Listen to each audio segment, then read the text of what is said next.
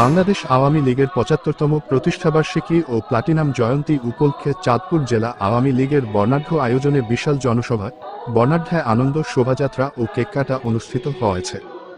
২৩শে জানুয়ারি রোববার সকালে চাঁদপুর জেলা আওয়ামী লীগের দলীয় কার্যালয়ে জাতীয় ও দলীয় পতাকা উত্তোলন এবং বঙ্গবন্ধু প্রতিকৃতিতে মাল্যদানের মধ্য দিয়ে দিনব্যাপী কার্যক্রমের শুভ সূচনা করা হয়। এরপর বিকেলে চাঁদপুর হাসান আলী উচ্চ বিদ্যালয় মাঠে বিশাল জনসভা অনুষ্ঠিত হয়।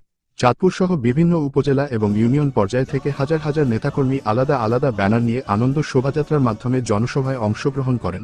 এ সময় দলীয় নেতা কর্মীদের মাঝে উৎসবমুখর পরিবেশ লক্ষ্য করা যায়।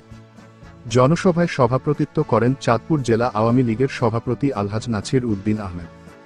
জেলা আওয়ামী লীগের সাধারণ সম্পাদক বীর মুক্তিযোদ্ধা আবু নঈম পাটওয়ারি দুলালের সঞ্চালনায় জনসভায় বক্তব্য রাখেন।